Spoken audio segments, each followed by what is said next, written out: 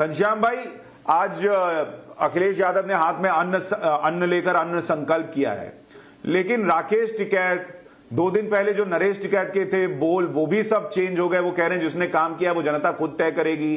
जो बंगाल में राकेश टिकैत बोल आए थे कि बीजेपी को वोट नहीं देना है, वो अभी यहां यूपी में कह रहे हैं कि जिसको देना है पब्लिक तय करेगी। कुछ दिन पहले तक कहते थे बीजेपी के खिलाफ वोट मांगेंगे। क्या ये इनके सुर बदल गए हैं? और अन्नदाता किसके साथ है भाई? नमस्कार शायद आपको, को पैनलिस्ट को और दर्शकों को। 2022 में देश के किसानों की आय डबल करने वाले प्रधानमंत्री जी ने देश में भीषण महामारी के दौरान जो हुई गरीबी है उसमें कितनों की आय कम कर दी, कितने लोगों को गरीबी की रेखा के नीचे धकेल दिया उनकी सरकार ने। ये आज की सभी अखबारों में लिखा हुआ है। लेकिन किसानों की आय दुगनी हुई ऐसा कहीं नहीं लिखा हुआ। आप अखबार खोलिए तो खाद की किल्लत के बारे में अखबार में पढ़ने को मिलता है। डीजल के भाव बढ़ने से किसानों को हुए नुकसान के बारे में अखबार पढ़ने को मिलता है। जिस तरीके से आवारा जानवर किसानों के खेतों में हुई फसलों को नष्ट कर रहा है, ठंड में ठिठुरे हुए किसान रात को अपने फसलों की रखवाली कर रहे हैं, इस सबका जिम्मेदार अगर कोई है तो वो आदित्यनाथ जी की सरकार है और नरेंद्र मोदी जी की सरकार है। और अगर जिसे कहा जाता है कि किसी के घाव पर, जख्मों पर नमक छिड़कना, अगर वो काम भारतीय जनता पार्टी ने किया है तो वो टेनी जैसे व्यक्ति को मंत्री बनाए रख करके किया हुआ है, जहां पर किसानों के ऊपर को रौंदने की साजिश का आरोप है। लेकिन घनश्याम भाई, अगर इतनी किसान विरोधी सरकार है तो राकेश टिकैत जो बंगाल में बोला है बीजेपी को वोट मत दीजिएगा, वो यूपी में क्यों नहीं बोल पा रहे?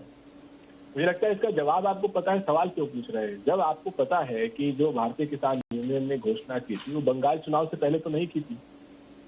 जो बात आपने अपने चैनल पे दिखाई है वो आपके दर्शक के लिए भी महत्वपूर्ण सवाल नहीं है।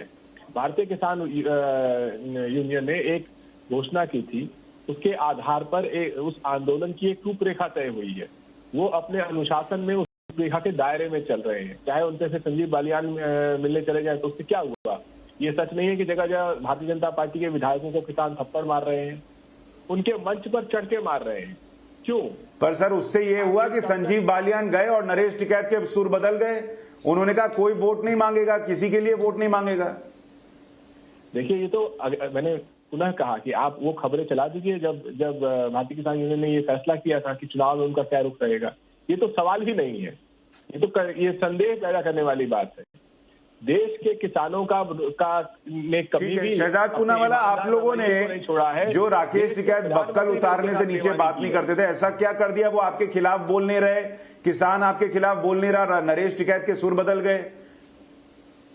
देखिए सुशांत जी, आज तो मैं बड़ा खुश हूं समाजवादी पार्टी से।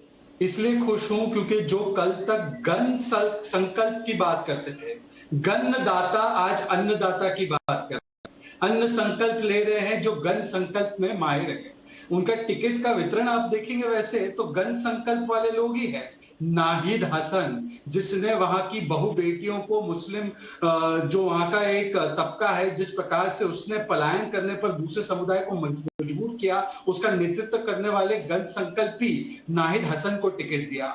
इन्होंने टिकट दिया असलम चौधरी को, इन्होंने टिकट दिया हाजी यूनुस को, इन्होंने टिकट दिया इस प्रकार से रफीक अंसारी को। तो इस प्रकार के गण संकल्प वालों को टिकट देते, बात अन्न संकल्प की करते। अब बात करते हैं हमने क्या क्या किसानों के लिए, जिसकी वजह से आज चाहे जो भी हो, नरेश टिकैत जी हो, वो तो हमारे परिवार का सदस्य है। बालियान खाप के वो अध्यक्ष माने जाते हैं, वो बालियान खाप के अध्यक्ष है और संजीव बालियान जी वहां के ही है, वहां की मिट्टी के हैं, कोई पराया नहीं है। पर मैं आपको बताता हूं, देखिए 2.5 करोड़ किसानों को केवल उत्तर प्रदेश में किसान सम्मान निधि मिली। जब ये अखिलेश की पार्टी 31 चीनी मिलें बंद करवा के कार्यकाल में, हमने कोरोना काल में चीनी मिलें चालू रखकर रिकॉर्ड प्रोडक्शन शुगर का करवाया, रिकॉर्ड खरीद की और रिकॉर्ड भुगतान भी किया गन्ना किसानों का 1,51,000 करोड़। इनका भी 10,000 करोड़ बकाया था, वो भी हमने पूरा किया।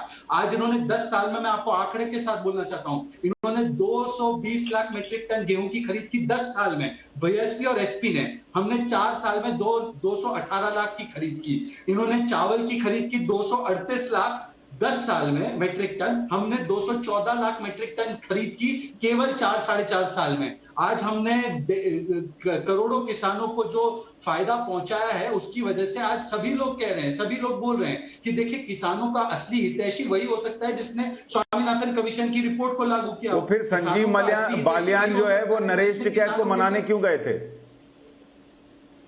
जी,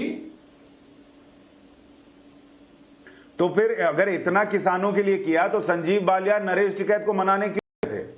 नहीं, नरेश टिकैत जी का अभी आपको शायद पता होगा, आप बहुत जाने माने पत्रकार हैं, उनका अभी सर्जरी हुआ है। पूछ लीजिए बीकेयू के अपने नेता बैठे हैं तो उनकी सर्जरी हुई है। और हमारी संस्कृति, हमारे परिवार के सदस्य हैं तो हम उनका हालचाल पूछने जाएंगे। जिनके सदस्य नाहिद हसन है वो नाहिद हसन का हालचाल पूछने जाएंगे। जिनके सदस्य हाजी यूनुस है, घनश्याम तिवारी, हाजी यूनुस का पूछने जाएंगे। हम तो भाई ठीक है।